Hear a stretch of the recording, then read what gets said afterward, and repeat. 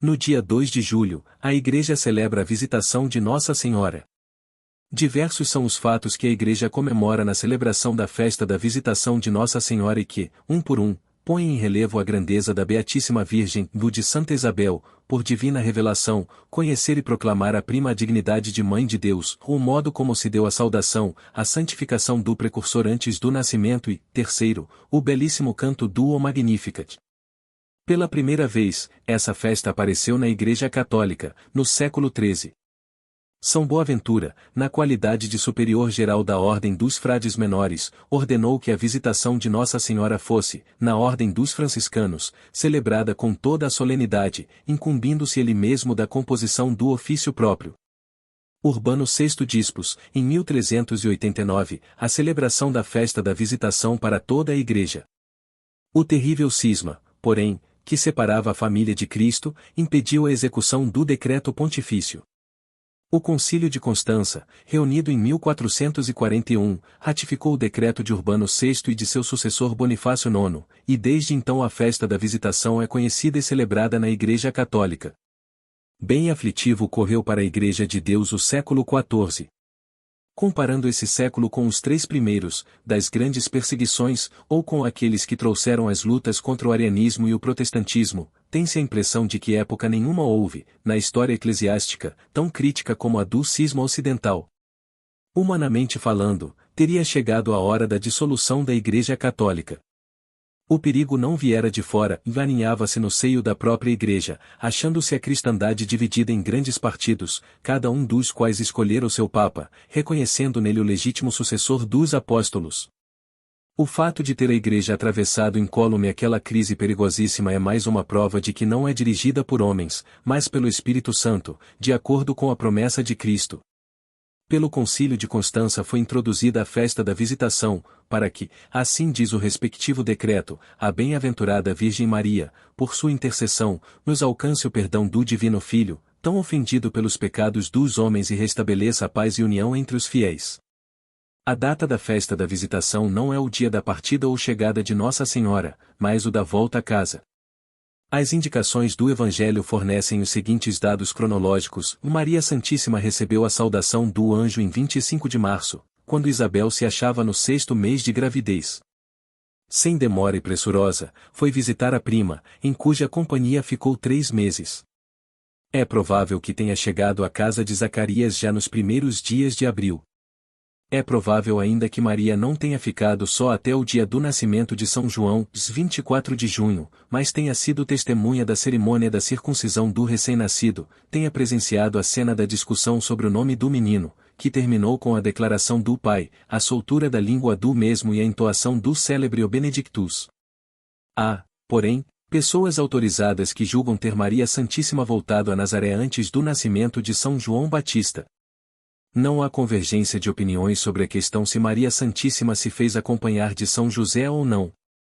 São Francisco de Sales deu à congregação por ele fundada o nome de O Visitação, achando, certamente, que modelo mais perfeito de virtudes não poderia apresentar às religiosas do que Maria Santíssima, no mistério da visitação à prima Isabel. O mistério da visitação está em íntima conexão com o da Anunciação, falando-nos ambos da grande dignidade de Maria Santíssima, como Mãe de Deus. No mistério da Anunciação, Maria é perguntada pelo anjo se aceita a maternidade divina, e Isabel elogia-a por ter dado o consentimento. O anjo enaltece a santidade de Maria, Ave Maria, sois cheia de graça, e Isabel saúda-a como Mãe de Deus, de onde me vem a dita de receber a visita da mãe de meu Senhor, dizendo, bendita sois entre as mulheres e bendito é o fruto do vosso ventre. Na Anunciação se escondem as perfeições divinas, na visitação, Maria Santíssima as enaltece e glorifica. Naqueles dias, levantando-se Maria, foi com pressa às montanhas, a uma cidade de Judá, ou Lucas 1,39. Passados em profundo recolhimento os primeiros dias depois da Anunciação, Maria Santíssima, obedecendo a um impulso do Espírito Santo, prontificou-se a visitar a prima. A relação entre Jesus e São João Batista era tão íntima, que foi, sem dúvida, por inspiração do Espírito Santo, que Maria procurou a mãe do precursor, para que este fosse santificado ainda antes do nascimento. descobrimos e admiramos no procedimento de Maria Santíssima, o grande prontidão em cumprir as ordens divinas e corresponder às graças que o Espírito Santo lhe confere, 2, a amizade que a ligava a Isabel. Ambas tão privilegiadas, outro interesse não tem senão a salvação do mundo, e é esse interesse o ímã que lhes atrai os corações, 3, a caridade, de que dá prova. Conhecendo a situação aflitiva da parenta, originada pela velhice da mesma e pela mudez do marido, compreendeu imediatamente que sua presença seria muito desejada pelo santo casal.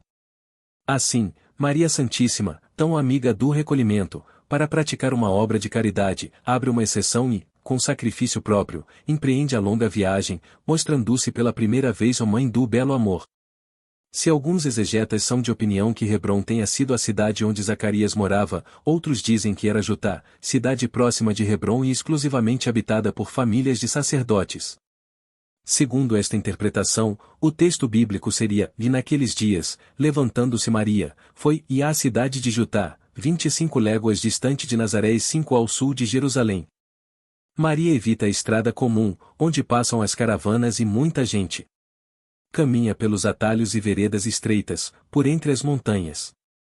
Vai pressurosa, obediente à lei, que vedava as donzelas viajarem com morosidade. Que espetáculo encantador nos proporciona a viagem de Maria Santíssima! Maria, desconhecida do mundo, leva no casto seio o Verbo de Deus, o Salvador, a quem todas as criaturas devem adoração, a luz que viria iluminar o mundo e trazer o fogo divino aos corações humanos. Que encanto ver a Mãe de Jesus, a Mãe de Deus, levar a bênção, a santificação ao precursor. E entrou em casa de Zacarias e saudou a Isabel. Maria saúda Isabel. A Mãe de Deus dirige-se à mãe do servo, a soberana a inferior. O Evangelho não transmite a saudação.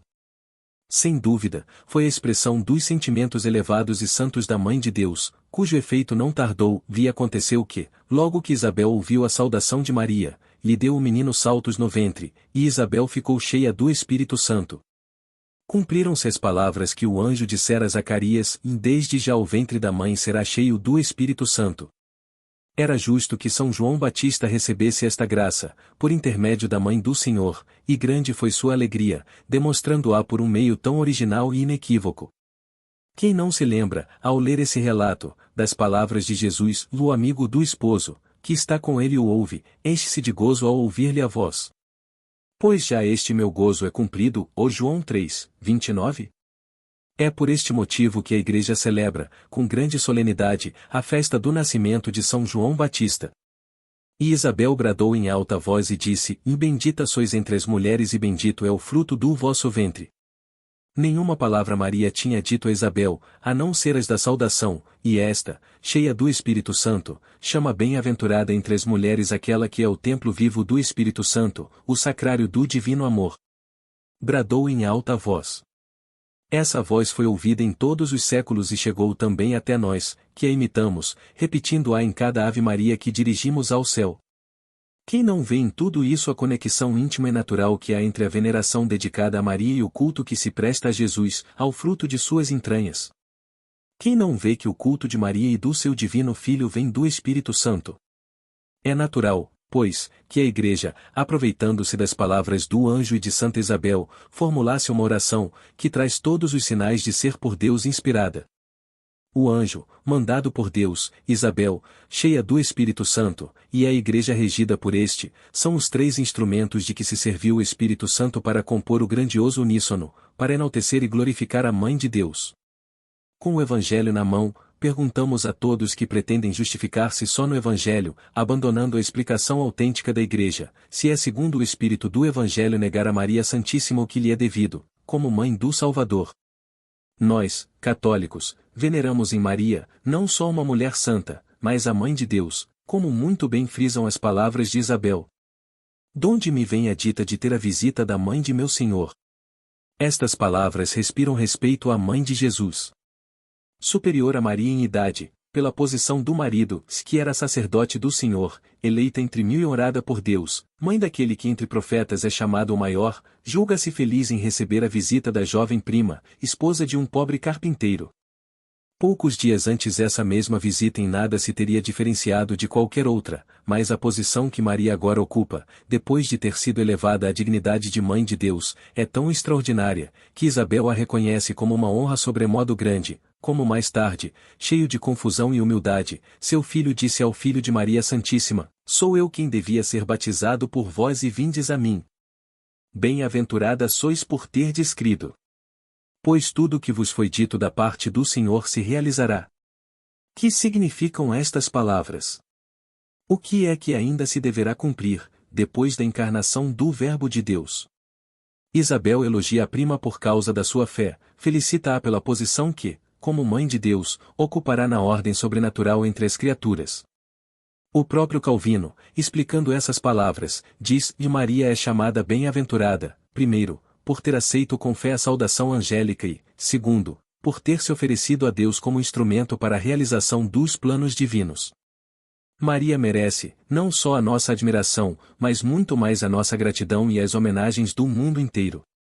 A ela devemos o nascimento de Cristo, a ela devemos a vida, a morte e todos os mistérios da vida do nosso Salvador. Como Jesus dizia aos pobres doentes que se lhe chegavam: "Tem confiança, tua fé te salvou", assim dizemos nós, com Santa Isabel: "Bem-aventurada sois, porque vossa fé nos salvou a nós todos." Bem-aventurada foi Maria, bem-aventurada a Igreja por Maria, por ela é e foi o símbolo da fé entre os apóstolos e os primeiros cristãos. Como representante da fé, vemo-la no meio dos apóstolos, quando, reunidos em Sião, se preparam para receber o Espírito Santo. Como representante da fé, como a Virgem poderosa e Rainha dos apóstolos, é ela venerada e invocada na Igreja primitiva. Onde a heresia levanta a cabeça, logo se incompatibiliza com Maria Santíssima, e se dá por vencida, não é devido tanto às argumentações teológicas, mas às orações dirigidas à Mãe de Deus. O culto de Maria é, por assim dizer, o reduto inexpugnável da fé católica, a pedra de toque da nossa religião. E Maria disse: "E minha alma engrandece o Senhor e meu espírito, cheio de alegria, louva a Deus, meu Salvador." Bem diferente do nosso é o procedimento de Maria Santíssima, a qual, em vez de entoar elogios a si própria, dá toda a honra a Deus. Ela, a Virgem humilde e retraída, torna-se eloquente e canta louvores à grandeza, misericórdia, bondade, justiça e fidelidade de Deus, tendo para si só expressões de humildade. É o cântico sublime do O Magnificat, que a Igreja jubilosa entoa na recitação cotidiana das vésperas. Reflexões da visita que Maria Santíssima fez a Santa Isabel, aprendemos a que regras devem obedecer às nossas visitas e às obras de caridade. Não podem ser agradáveis a Deus e úteis a nós, visitas que não têm por mira um interesse superior, como sejam a glória de Deus e o proveito das almas. Distração útil e ilícita não deve ser chamada uma visita que nos afasta do nosso dever. Ilícita e prejudicial é a visita feita por motivos de vaidade e que ocasião próxima oferece a conversações contra a caridade e a outros pecados.